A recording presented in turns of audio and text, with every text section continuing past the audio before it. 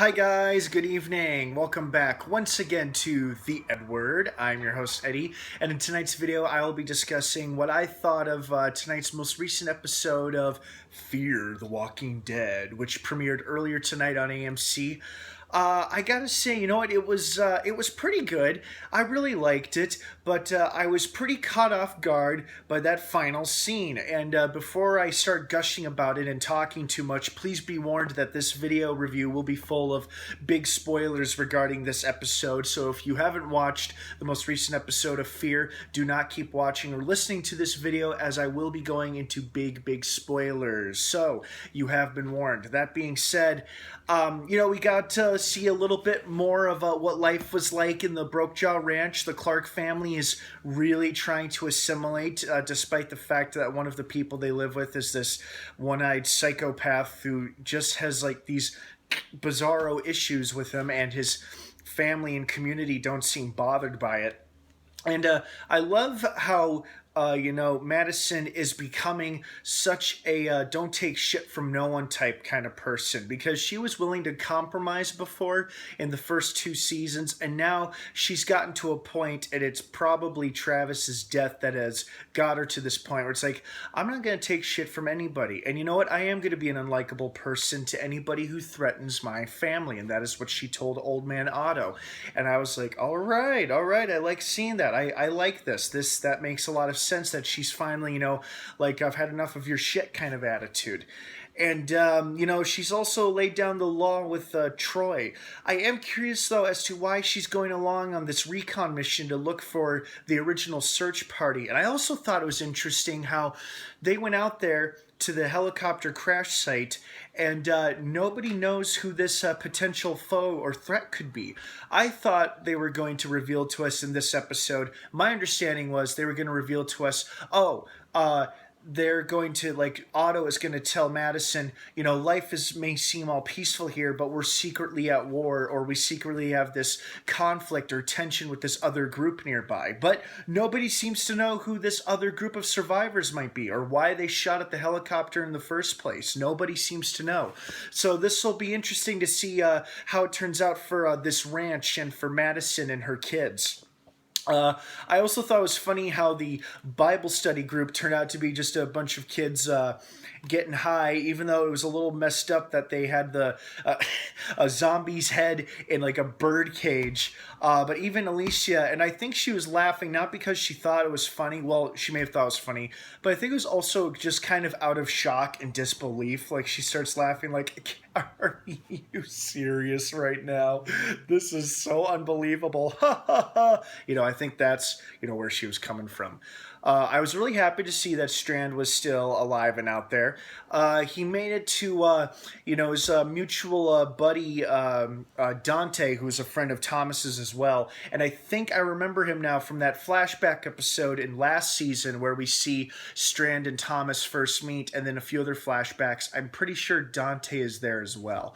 But, he's already got a deal. And what struck me is with Dante, I'm like, I don't really see anybody wearing a business type suit in the apocalypse ever. I don't think we've seen anybody wearing a suit like that in Walking Dead or in Fear until now.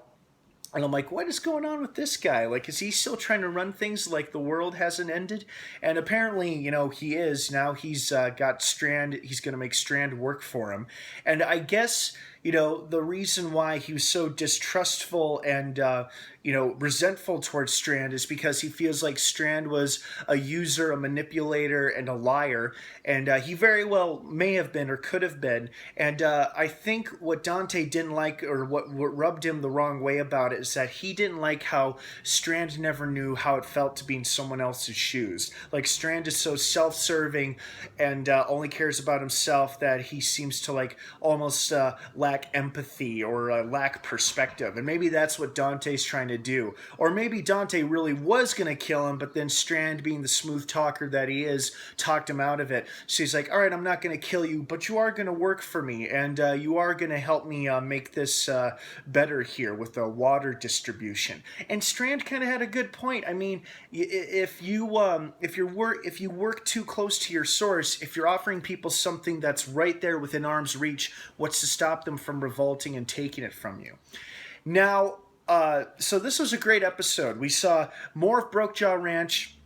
And we also saw Nick and Troy come of like almost come at an impasse or something like that, where it's like it's out in the open now, where they're gonna try to make it work or try to be at peace with each other after Nick rips apart his scientific journal or whatever. And even if it doesn't work, they're gonna try to keep Troy in line. Can't be easy trying to survive in the apocalypse while dealing with a sociopath. That can't be easy for anyone. Not for his brother Jake, not for his dad, not for the Clark family. So we saw the behind the scenes at Brokejaw Ranch. We saw that Old Man Otto was like a doomsday prepper, and that's how he made his money, by selling people all of these doomsday kits. And then we also got a glimpse into some of his dark family history, how he and his wife were both alcoholics, and we saw them arguing in front of their sons, or at least their son. Like that was Troy's mother in the video. And it was interesting. What I also thought was interesting is how Alicia answered the girl's question, Gretchen's question, like, what was it like to kill a man? And her response was easy. And it's almost a little chilling because, we know that Alicia has the potential to kill, and we've just never really seen her, act like a vicious killer yet. But she's got that potential in her, and I think she's starting to understand that, if not embracing it. So it'll be interesting. And and then of course, this episode was pretty damn good. But the part that I think blew me away was at the very end, where I was expecting Dante to be the one who handed the water to Strand. And Strand is either hallucinating to a point where he's picturing himself drinking a jug of water, or Bizarro world where Daniel is indeed still alive, somehow survived the burning of the barn way back in season 2, and has now made it to this dam for some reason, and now gives Strand a water bottle. And he's saying it seemed like he was like both helping him and taunting him at the same time.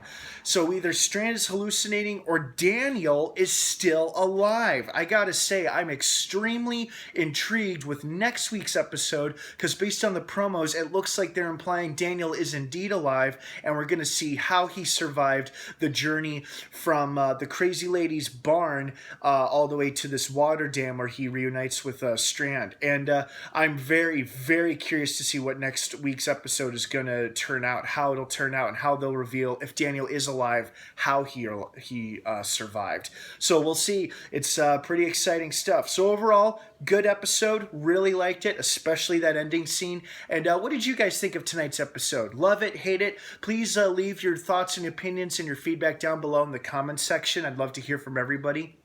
You may feel free to disagree with one another, but of course, as always, please keep it civil and be respectful of one another's beliefs and opinions. Don't forget to subscribe to this channel for more videos like this one as we continue to follow along Season 3 of Fear the Walking Dead, with new episodes premiering every Sunday night on AMC. All right, guys, I hope you had a wonderful weekend. Enjoy the rest of your night, and until next time, may the Force be with you.